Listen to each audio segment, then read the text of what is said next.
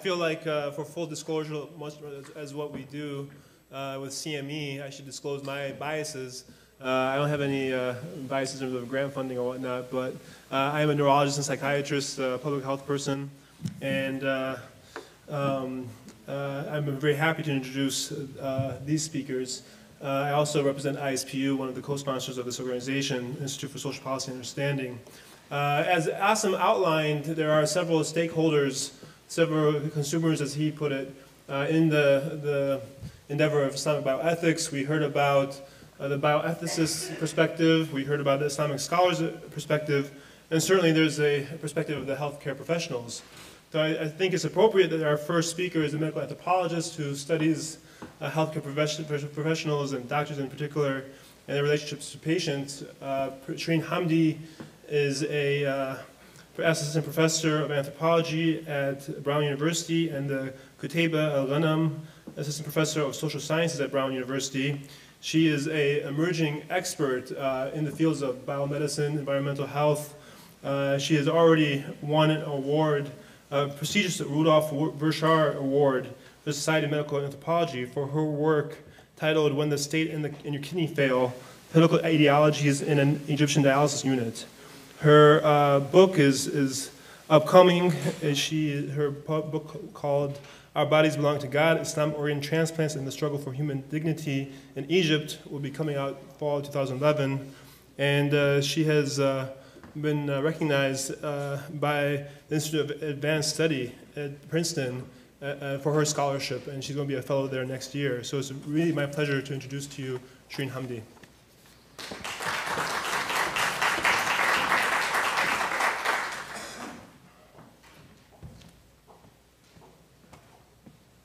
Well, thanks for that introduction, Dr. Hamid.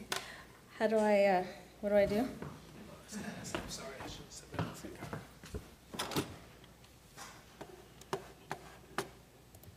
Aha.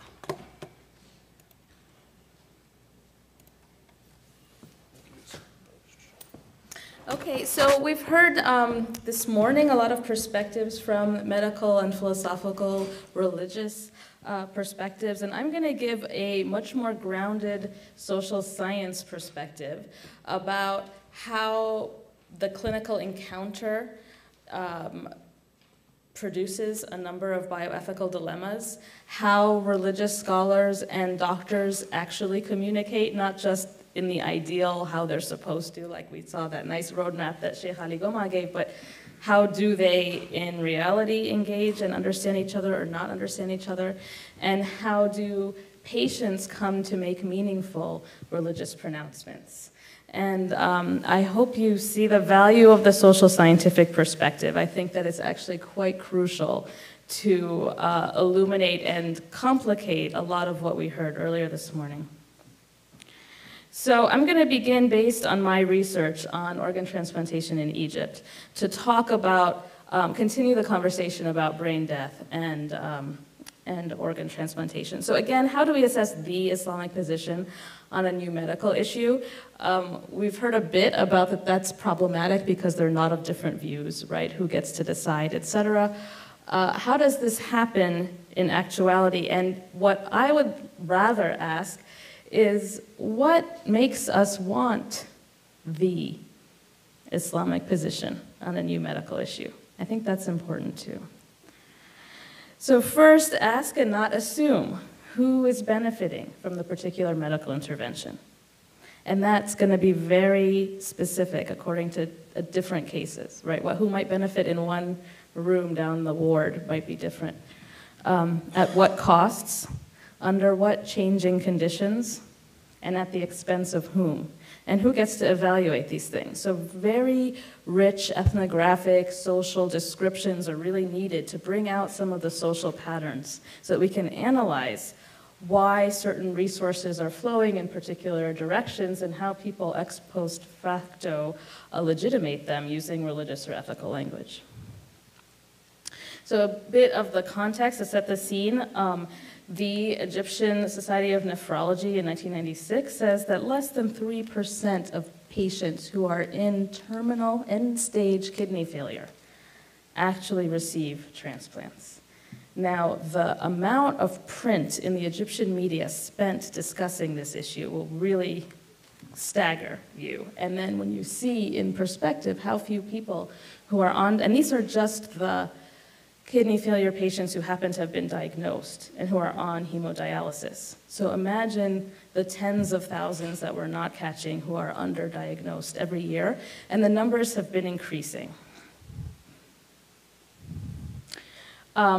So in 1976, just to give a bit of background, was the first kidney transplant in Egypt. And it was when a mother donated a kidney to her daughter who was in end-stage renal failure. It was successful. And thereafter, kidney transplants were performed from living donors.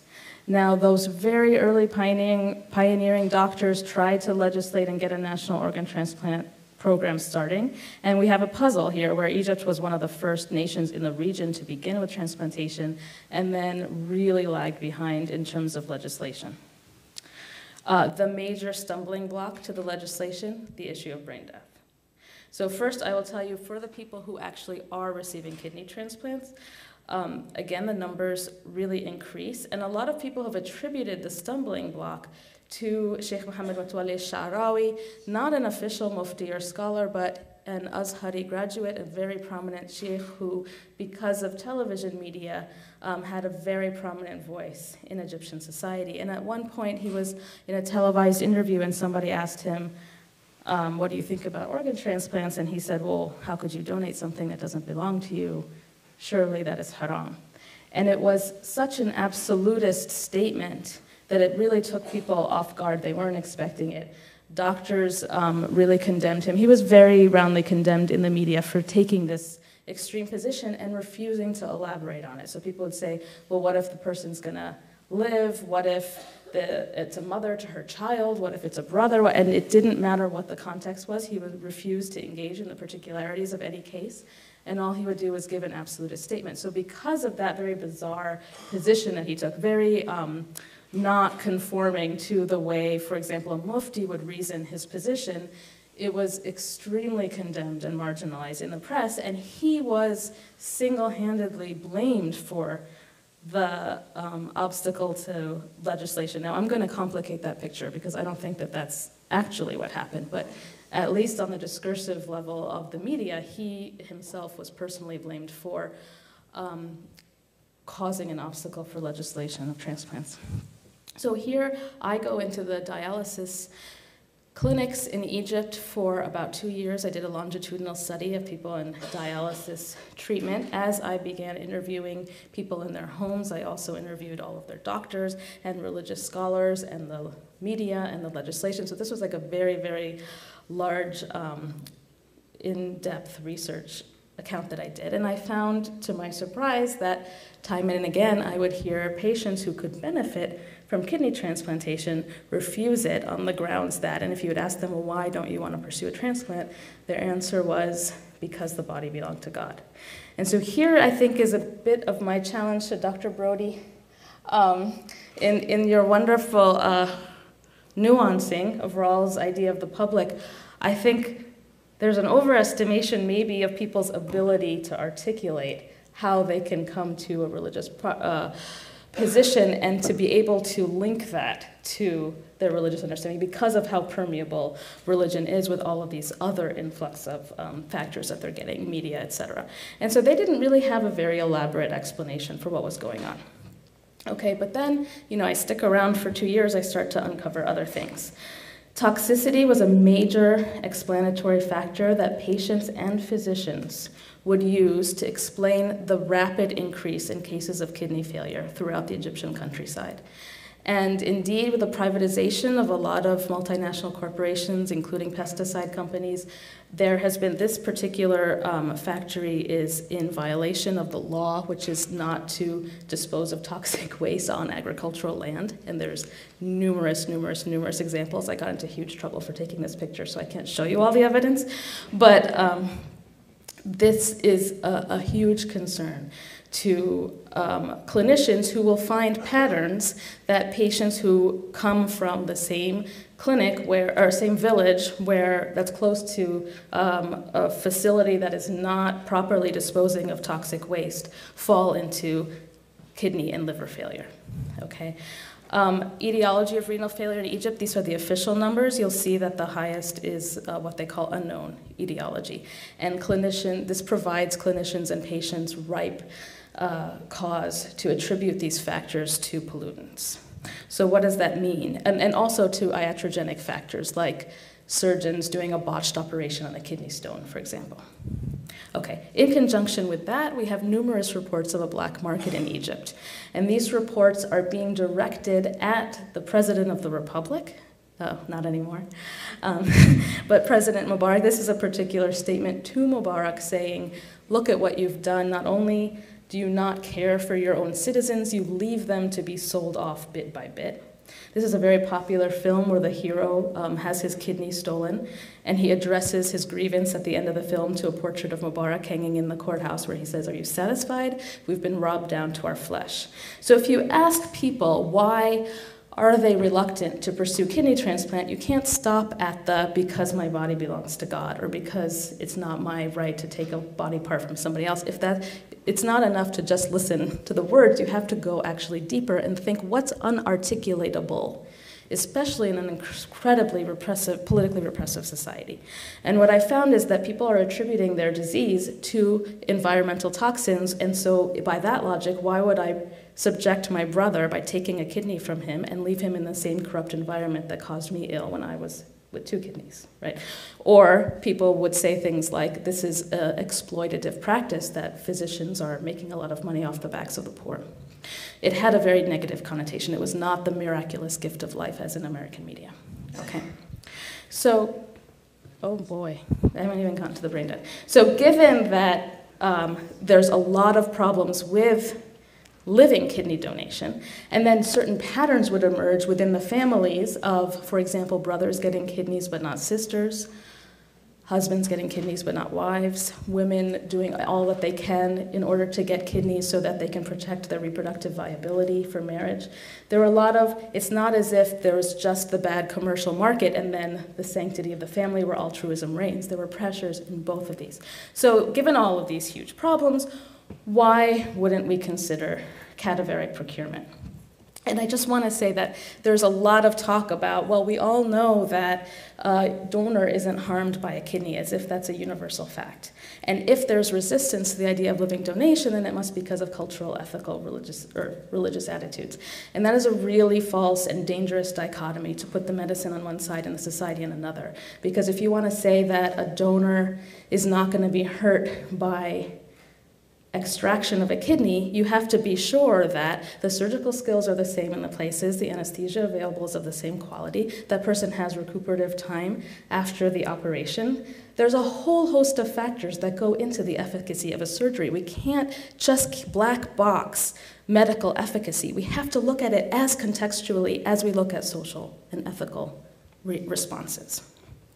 Okay, we do find cases where people do get kidney transplants. This one guy got it from his dad, and then he was able to get married, and he holds up proudly a picture of his twin boy and girl. So one wonders, why can't we get cadaveric procurement? There are all of these problems. There's a huge number of patients in kidney and liver failure, and there's a lot of problems with procuring organs from the living, including a black market and fears about the harm to the donor. Well, this has been the stumbling block. Why? Okay, so there's 2 misconceptions that we have to debunk, and you always have to do this when you're talking about Islam. It's like you have to shovel off the bad stuff before you even get to the good stuff. But let's look at the misconceptions. This is doctors versus sheikhs. This rehearses the same argument about science versus religion, right? And the next misconception is that there's the good liberal muftis who allow these kinds of things, and then the bad ones who don't. Sheikh Sharawi was depicted as the bad guy who said no, and then Tantawi, who's the Mubarak endowed authoritative figure, was always good, saying, sure, yeah, medicine, good. Doctors, do what you want. Here's Tantawi ripping a veil off a woman's face, so that's just to give you pause about what a good mufti he was. Now, this discourse about good versus bad mufti is also circulated in international accounts about the Middle East. And so here we have a journalist from England who goes and travels in the Middle East, and he says, you know, if these Muslims don't get their act together, they're going to really fall behind progress. And so we have to really support the good muftis, like the ones who challenge orthodoxy's contention that the body belongs to God. It's a really ridiculous statement. Nobody is challenging orthodoxy's contention that the body belongs to God. In fact, to say the body belongs to God is a rather banal statement for a Muslim. It's like, well, yeah, duh, right? What do I do with that? How does that translate? That's the question. So here's my first debunking of the doctor versus sheikh argument. I find out doing my ethnography of Egypt that it's in fact a group of doctors who are blocking national legislation on brain death, not the religious scholars. So what are their arguments? They've got 4. One is that there's a biological continuation of life after the brain has stopped working. Okay, the cells are still working. Even if this is with the help of life respirating machines, the fact that there is a biological continuation of life makes them very easy. The second is that they believe that organ procurement is violating the dignity and respect of the dead, which actually, if that were the case, then it wouldn't even matter really if they're brain dead or just dead. The third is a justice issue. Are we allocating too much resources to these high-end technologies and not better spending them in preventative attempts to clean the water so people aren't predisposed to kidney failure in the first place? I would say that that's a good point, but that doesn't necessarily answer the question. And the fourth is that this is we're going to fall into a slippery slope. And we already heard that. In the United States, brain dead donors are not an adequate supply. Brain dead and living donors, not an adequate supply. And there is a slippery slope where people are widening the pool of who counts as an organ donor, including now people who have do not resuscitate statements whose hearts stop beating, right? Okay. So what's their proof of biological continuation of life? I know you're telling me I'm out of time. I don't know what to do. I'm not finished. Can I keep finishing? Yeah. Okay. So they say, look, these people get fevers. There's a Lazarus effect where they flail their arms around when procurement's happening. ICU people get really freaked out when that happens. And look, pregnant brain dead women can continue to nourish fetuses. That must be proof that this person is biologically alive. Okay. Their argument, what do they do with that? They say, this proves that the people of the West, now you can notice the political agenda of this doctor lobbyist group. The people of the West have told a lie. This is their argument, that the Muslims must stand against. And their lie is that this person is dead. And this person is clearly not dead because of all this biological evidence. Therefore, they must be lying for profit motives. Okay? That's the argument. Now, my analysis of this argument is, actually, let's look at what intensive care specialists in North Africa say about brain dead people. And how are they getting the proof that there's biological continuation of life? From North American medical journals. So in fact, there isn't a disagreement that there is biological continuation of life.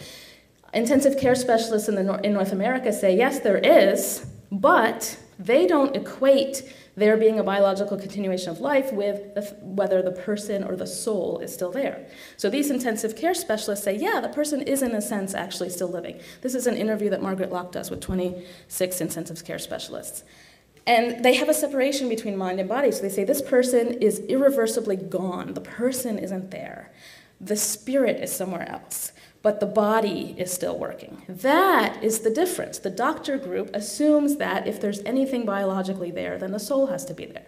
Now, my argument as an anthropologist will be, you can't say one is more scientific than the other because science doesn't take the existence of the soul as object of inquiry. Okay, Lesley Sharp's Strange Harvest now looks at the families of these North American donors. What's motivating them to give permission for doctors to procure organs from their brain dead family members? It turns out that they too often believe that their relative has not died until the moment of procurement of heart. So why would they allow for it? Well, often these are very violent deaths. They're sudden deaths because the body is good, but the brain has to be gone. So it's either violence, gunshot to the wound, suicide, or automobile accidents, which are the third. And because it's so sudden, they find difficulty making cultural meaning out of that death. And they make it through this idea that some good will happen elsewhere. Okay?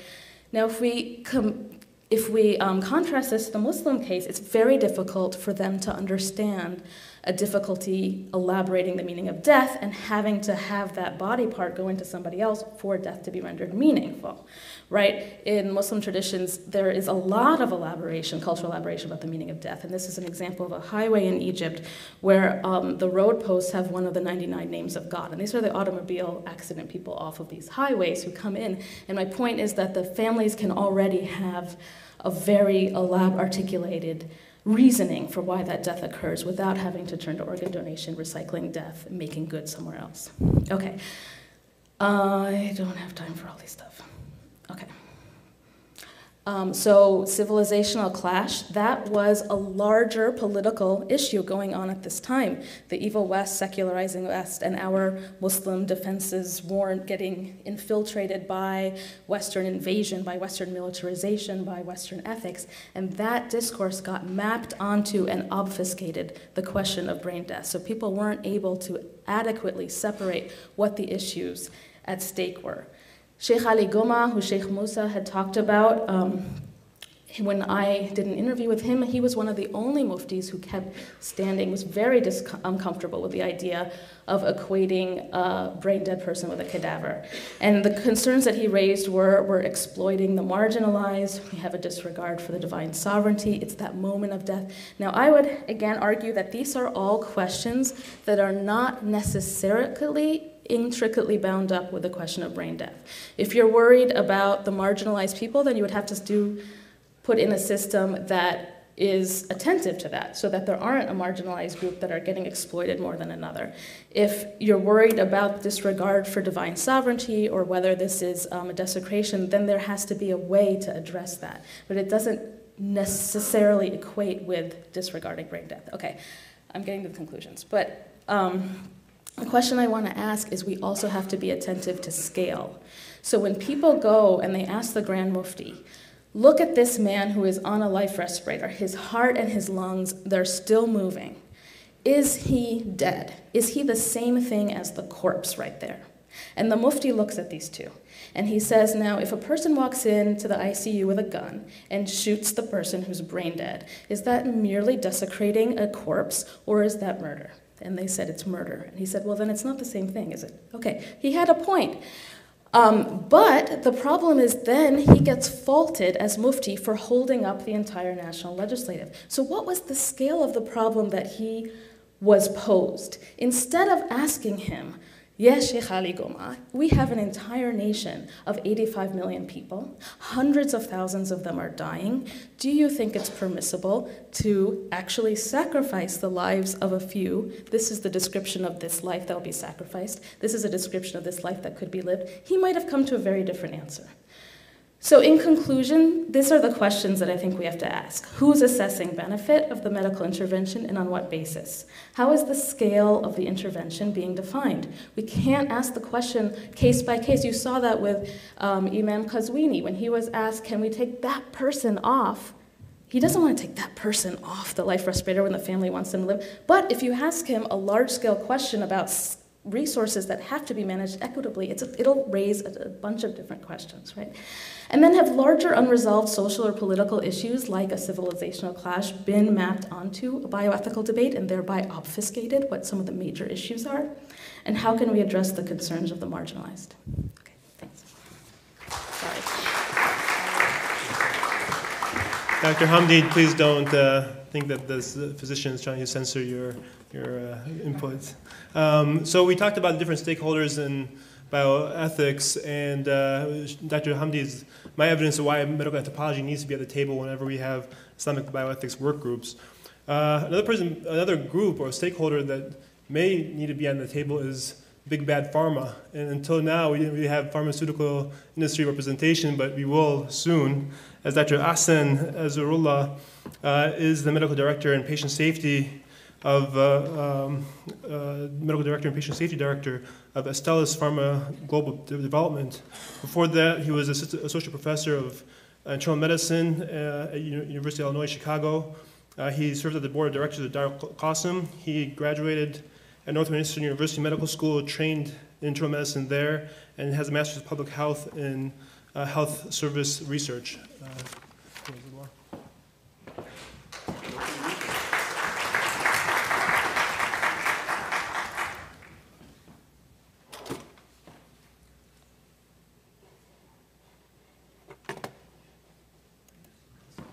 That's okay.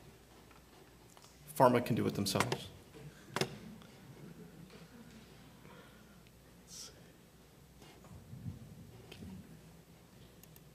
There we go. Alhamdulillahi Rabbil Alameen, wassalatu wassalamu ala rasulihil ameen, assalamu alaikum.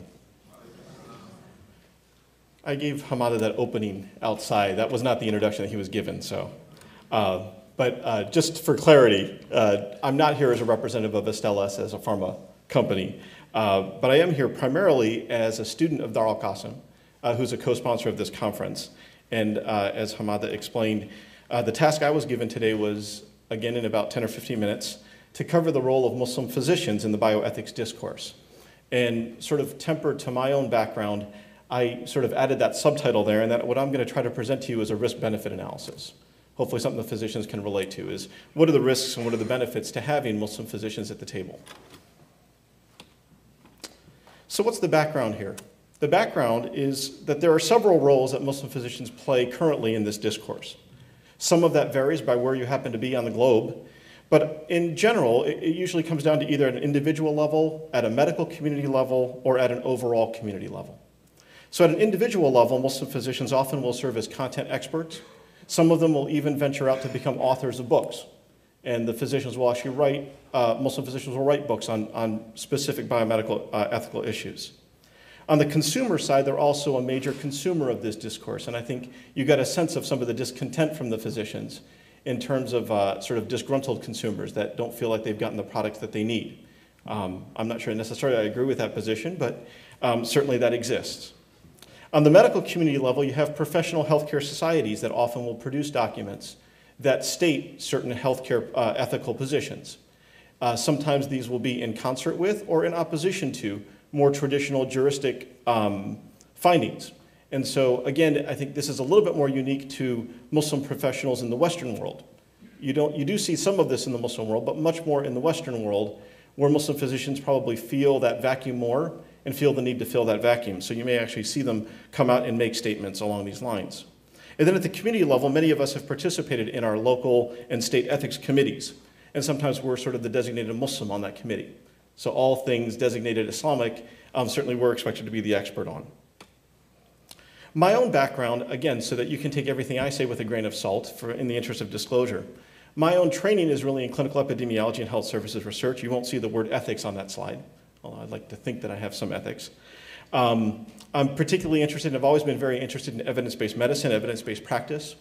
And I sort of moved into the pharma world about 3.5 years ago out of academia into the world of drug safety, primarily because of an interest in applying epidemiological methods in the areas of safety signal detection, evaluation, risk management, and then ultimately in the area of benefit risk management. In the pharmaceutical world, the key thing we always ask about is the benefit, what is the benefit risk of this particular drug for a particular patient or a particular population? And I'm going to apply some of those techniques to our discussion today. So if we think about benefit risk analysis, I'm going to go through these three subjects. The first one is Muslim physician participation in bioethics. What's the risk benefit there? The next is really to hone in on and drill down into what I consider to be the major risks. And again, being a drug safety guy, I'm always thinking safety first. And then to go a little bit deeper, to actually think about the actual definitions of the words benefit and risk. What do we mean when we say benefit in the context of a medical context? What do we mean by the word benefit and risk in an Islamic context?